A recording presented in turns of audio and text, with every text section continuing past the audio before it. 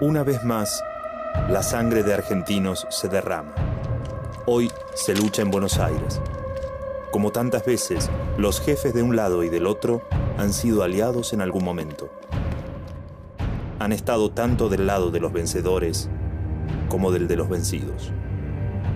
Los que sobrevivan serán amnistiados y muchos retomarán sus carreras políticas o militares, harán nuevas alianzas y volverán a romperlas. Julio Argentino Roca lo sabe, como también sabe que en este día muchas cosas están cambiando para siempre.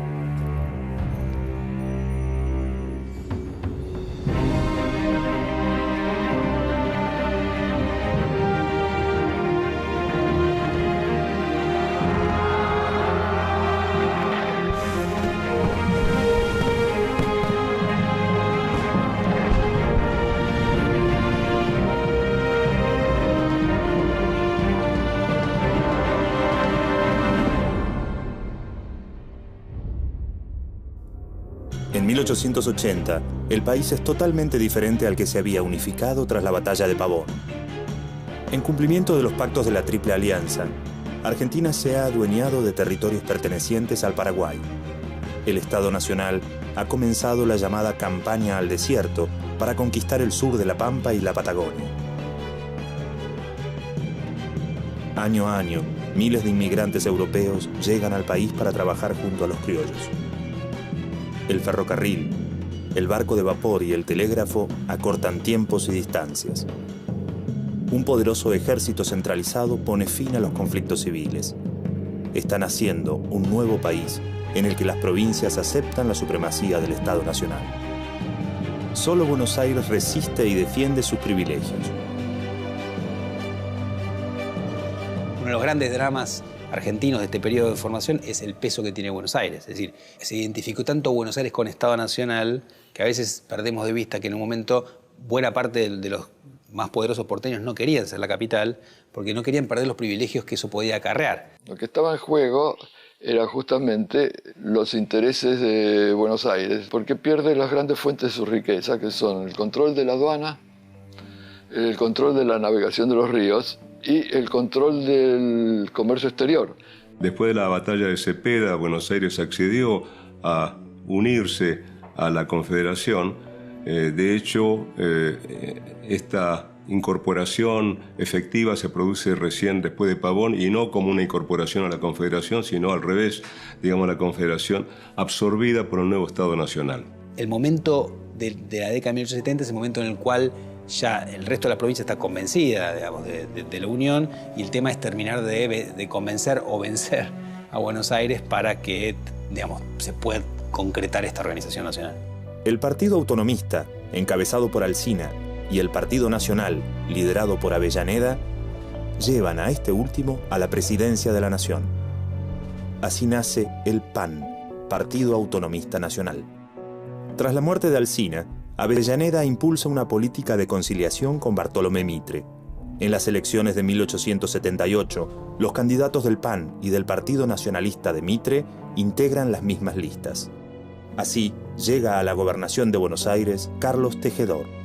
Después de que Mitre va preso en 1874 con buena parte de la dirigencia de su partido, digamos, Avellaneda va a intentar una política blanda contra los mitristas de acercamiento para justamente tratar de, lo que todos intentan en ese momento es, dejemos atrás los conflictos para aprovechar las grandes ventajas que parecen venir de la integración de Argentina en el mercado mundial como un gran agroexportador y tener un momento de progreso económico importante.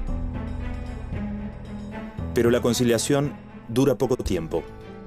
Entre 1878 y 1879 se comienzan a discutir las candidaturas para las elecciones presidenciales de 1880. La reconciliación se rompe, entre otros pasos, porque había una oposición que era aparentemente muy pequeña del Partido Republicano, que en parte por razones de principio consideraba que la conciliación no era una cosa que debía ser apoyada y que combatieron la conciliación desde entrada. La revolución que yo creo que fue también decisiva en cuanto a la forma que finalmente adoptó el Estado argentino fue la de 1880. Avellaneda busca subordinar a la provincia de Buenos Aires para consolidar la organización nacional. Este objetivo está lejos de haber sido cumplido. Julio Argentino Roca sabe que ha llegado su momento. Es un veterano de luchas militares y políticas y tiene claros sus objetivos. Combatió contra Mitre, contra Paraguay, contra los indígenas. Venció a caudillos y a los enemigos de los caudillos. Desde un extremo al otro del país, tuvo siempre una sola lealtad: el Estado Nacional. Es ministro de Guerra desde hace 2 años, pero está seguro de que le espera un destino aún más importante. El presidente Avellaneda y Miguel Juárez Celman, cabeza de la Liga de Gobernadores, han decidido proclamarlo candidato del Partido Autonomista Nacional. Yo más bien diría que Roca era aparentemente un militar inteligente que había hecho una carrera brillante, muy joven, con aspiraciones políticas, que proyectó al plano político el prestigio que le había dado su carrera militar y que lo fue acrecentando, inclusive con la campaña al desierto, con la campaña contra los indígenas. A partir de la invasión de Roca a la Patagonia y al norte, se configura la Argentina como hoy la tenemos, digamos, en cuanto a su espacialidad, su territorialidad. De manera que Roca era un hombre muy fuerte. Y Avellaneda termina favoreciendo la candidatura de Roca. En ese sentido surge un grupo muy poderoso entre Córdoba, Salta, Tucumán, Mendoza, que va a dar lugar a esta Liga de los Gobernadores, que en un punto logra imponer esta solución final, que tiene un gran último obstáculo, que es parte de la dirigencia porteña. No toda, porque de hecho va a haber porteños que van a apoyar a la Liga de los Gobernadores y a Roca. El rival de Roca es Carlos Tejedor, gobernador de Buenos Aires. Su candidatura surge de la alianza entre los mitristas y una fracción del autonomismo denominada los líricos, partidarios de continuar el acuerdo de conciliación de 1878. Tejedor era un candidato por Buenos Aires, es decir, el gobernador de Buenos Aires era un viejo político, un hombre mayor que Roca, mucho mayor que Roca.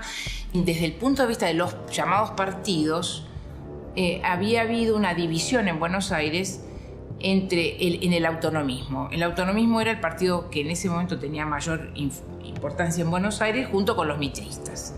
Parte de los mitristas y parte de los autonomistas se habían unido en la candidatura de Tejedor. El resto de los autonomistas se había sumado a la candidatura de Roca, en lo que va a llamarse el Partido Autonomista Nacional, que va a ser esta alianza de grupos provinciales. Si hay una constante en la historia de Buenos Aires, fue lo que se llamó la causa de Buenos Aires, que es esto de lograr que distintos sectores políticamente rivales en la provincia se aliaran siempre ante el resto del país, ¿no? Y en 1880 esto es la última vez que se expresa bien claramente, es decir, Carlos Tejedor, un viejo mitrista que logra llegar a la gobernación con el apoyo de buena parte de antiguos autonomistas opuestos a la candidatura presidencial de Roca, que para ellos es el triunfo de las provincias sobre la provincia más fuerte, que es Buenos Aires. Los candidatos comienzan a tender sus redes de alianzas. Estas redes son cruciales porque la votación se hace de manera indirecta a través del colegio electoral. La existencia de candidaturas previas conduce a las alianzas a la disputa por cuál obtendrá más apoyo. Este enfrentamiento se da en las elecciones y en los artículos de opinión en la prensa, y frecuentemente se llega a la violencia.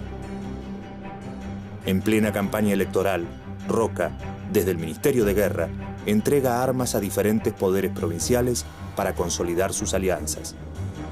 Enterado de esto, Saturnino Laspiur, candidato a vicepresidente en la fórmula de Tejedor, renuncia a su cargo como ministro. Al mismo tiempo, el apoyo del presidente Avellaneda a Roca precipita aún más la ruptura de la conciliación. Los porteños consideran que la intromisión del Poder Ejecutivo Nacional en la contienda altera el libre sufragio. Avellaneda nombra a Domingo Faustino Sarmiento en lugar de Laspiur y se desata otro conflicto, esta vez con el gobernador Tejedor a causa de la Guardia Nacional. Esta organización es un cuerpo militar integrado por ciudadanos libres que se suman al ejército profesional en casos de guerra. En el mundo militar había algo tradicional que venía desde la época colonial, que era la diferencia entre el ejército y la milicia. Es decir, la milicia era lo que formaban a ciudadanos en armas, vecinos en armas inicialmente, después ciudadanos, gente que se armaba en defensa de su lugar. Mientras que el ejército era aquel a que por un lado iban los considerados delincuentes, vagos, los que los mandaban como forma de corrección, y los que entraban voluntariamente a trabajar de soldados. Es decir, el ejército era una profesión. Después de la batalla de Caseros, la milicia cambia de nombre y se reorganiza y se forma con el nombre de Guardia Nacional. Pero sigue siendo básicamente eso, una institución que es político y militar, donde los ciudadanos participan militarmente, pero que a la vez muchas veces era un vehículo de participación política. Justamente una de las cosas que va a hacer Avellaneda para intentar terminar con las posibilidades de desafiar militarmente por parte de las provincias o de sectores políticos al Estado Nacional es prohibir la movilización de la Guardia Nacional. Es decir, que la Guardia Nacional no pueda movilizarse. A fines de 1879, Sarmiento le comunica a las provincias que la Guardia Nacional solamente puede ser utilizada por disposición del presidente. Esto se ve reforzado por la prohibición que el Congreso Nacional impone a los gobiernos provinciales de organizar a las milicias en tiempos de elecciones. Frente a esta situación, en Buenos Aires comienzan a armarse batallones integrados por ciudadanos voluntarios. Tejedor crea el Tiro Nacional de Buenos Aires y los Bomberos Voluntarios, dos asociaciones civiles que siguen el esquema militar. El conflicto implica dos formas diferentes de entender el uso legítimo de la fuerza por parte del Estado. Sarmiento representa un sector convencido de que la nación debe tener el monopolio de las organizaciones militares. Tejedor, a su vez, propone un modelo descentralizado que garantice cierta autonomía a las provincias. Aquí hay un enfrentamiento que empieza siendo un enfrentamiento de candidaturas, Tejedor versus Roca, pero termina siendo un enfrentamiento entre dos maneras de entender el Estado. Es decir, hay una idea mucho más moderna, si se quiere, o más centralizada del Estado en Roca, y una visión del Estado mucho menos concentrada en los otros. Mitre participa del lado de Tejedor. Buenos Aires necesita una organización política del país cuyas riendas estén en manos de sus hombres, cosa en lo que fracasa Tejedor. Buenos Aires se convierte en el último defensor de las autonomías provinciales. Los porteños son quienes más tienen que perder en este enfrentamiento. Su intensa actividad agropecuaria y su gran cantidad de pobladores le dan a la provincia de Buenos Aires un poder económico superior al de las demás provincias juntas. El puerto y los ingresos de la aduana la convierten en un centro clave de la economía exportadora. El 1 de febrero de 1880 se realizan las elecciones a diputados nacionales. En la provincia de Buenos Aires se imponen los candidatos de Tejedor, ya que los roquistas deciden abstenerse. En el resto de las provincias, los candidatos de Roca triunfan de manera rotunda. En medio del proceso eleccionario, las armas se vuelven cada vez más evidentes. El clima político se enrarece día a día. Avellaneda decreta que se terminen los ejercicios militares practicados por las asociaciones civiles. El 15 de febrero, el ejército de línea nacional marcha hacia los bosques de Palermo, donde los partidarios de Tejedor realizan sus ejercicios militares. El enfrentamiento parece inevitable. Sin embargo, los voluntarios desisten y, en cambio, organizan un desfile por las calles de la ciudad. Pero la tregua será transitoria. El 28 de marzo de 1880 se llevan a cabo las elecciones en la provincia de Buenos Aires. La facción que apoya a Tejedor obtiene un amplio triunfo. El 11 de abril se producen las elecciones presidenciales. El PAN y Roca ganan en casi todas las provincias. Tejedor solo logra imponerse en Buenos Aires y Corrientes. Pero no todos están dispuestos a que sean las urnas las que decidan. La provincia de Buenos Aires continúa su militarización y el gobierno nacional también se prepara para el enfrentamiento. Roca le escribe a su aliado porteño Dardo Rocha: «Nuestro poder e influencia ha crecido y aumentado en las provincias. ¿cuál sería el desenlace de este drama? Creo firmemente que la guerra. El 2 de junio de 1880, un navío desembarca un cargamento de fusiles para las fuerzas tejedoristas. Avellaneda, convencido de que el enfrentamiento es inevitable, traslada el gobierno nacional al pueblo de Belgrano. La nación moviliza el ejército de línea y las guardias civiles de las demás provincias. Simultáneamente, la legislatura porteña desconoce la prohibición de organizar la Guardia Nacional e impulsa su despliegue para defender Buenos Aires. El 13 de junio se reúne el colegio electoral y la fórmula Roca-Madero gana abrumadoramente. Pero esto no detiene la violencia. El gobierno porteño incentiva el reclutamiento tanto por la vía voluntaria como por la fuerza. Todo esto termina con la convocatoria a la Guardia Nacional de Buenos Aires por parte del gobernador, que lleva al presidente Avellaneda a dejar la ciudad y hacer la sede del gobierno en Belgrano. Y decreta que Buenos Aires es rebelde y se va a Belgrano, y ahí convoca a todas las fuerzas del interior, el ejército y las guardias nacionales del interior. Se pertrecha en Belgrano y hay dos ejércitos que se enfrentan: el ejército de Buenos Aires contra el ejército nacional. El 20 de junio comienzan los combates. Cada bando cuenta con unos 5.000 hombres. La estrategia porteña es resistir desde la ciudad.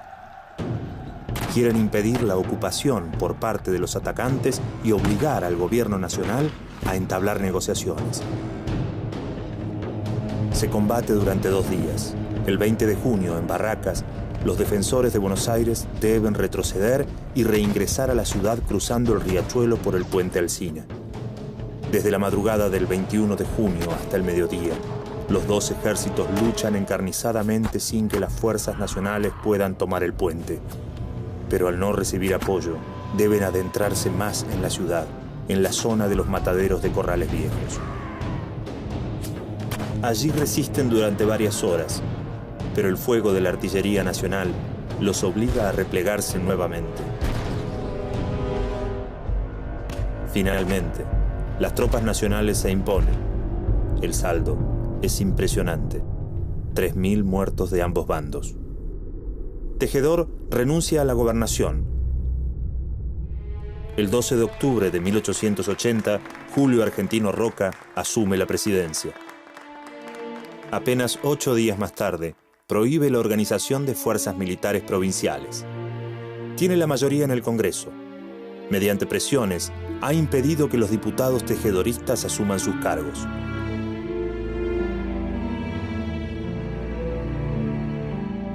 Con esta mayoría, sanciona la ley de federalización, que pone la ciudad de Buenos Aires bajo potestad del Ejecutivo Nacional. A partir de este momento, el Estado Nacional tiene el monopolio de la fuerza a través de la concentración del poder militar en sus manos. Y también dispone de una jurisdicción donde residirán sus autoridades y que cumple la función de ser un espacio simbólico con que se identifica a la nación. Hay 2 medidas fundamentales que son el resultado de la derrota de Buenos Aires y el triunfo de Roca.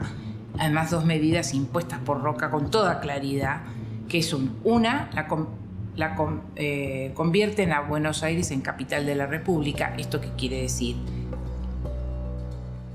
Le sacan a la provincia de Buenos Aires la ciudad y la convierten en la ciudad de la nación, es decir, en la capital federal, en la sede del gobierno nacional, pero además en la sede de la nación. Es decir, convierten esa ciudad en patrimonio de todos. Ese hecho no es menor, es decir, todo lo contrario, implica el afianzamiento del poder nacional sobre el poder de cualquiera de las provincias, incluida la provincia más poderosa, y va a dejar para siempre asociado muy fuertemente el nombre de Buenos Aires con el nombre del Estado Nacional, porque al estar la sede del Estado en la ciudad de Buenos Aires, esa unión parece el triunfo porteño, pero en realidad es la derrota porteña la que permite el afianzamiento de esta creación nueva que es el Estado Nacional.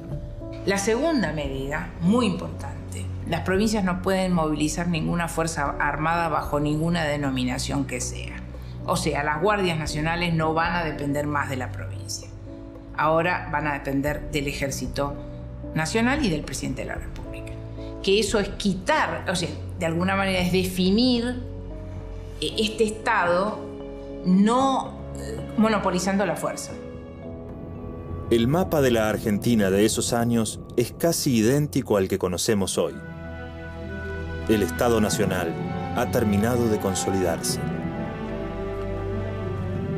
Para llegar a ello, miles de hombres y mujeres dieron su vida, en Caseros, Cepeda y Pavón, en las rebeliones federales de La Rioja, Cuyo y Entre Ríos, en los campos del Paraguay, en la Patagonia, en la Puna y en las calles de la que ya es, de manera irreversible, la capital del país. Hubo vencedores y vencidos, y los roles cambiaron una y otra vez. La transformación que se inició en los campos de batalla de Pavón ha dejado un país distinto. La Argentina de 1880 marca el triunfo de las élites. Los poderosos controlan casi por completo la política y los sectores populares participan de las elecciones como si se tratase de un ritual. El control de los medios de producción también está en sus manos y es poca la libertad de los humildes para elegir sus modos de subsistencia. Pero al mismo tiempo, las clases populares también están cambiando. Los aborígenes se fusionan con la población criolla. Los inmigrantes son un componente cada vez más importante y de estos cambios nacerán nuevas luchas y reclamos.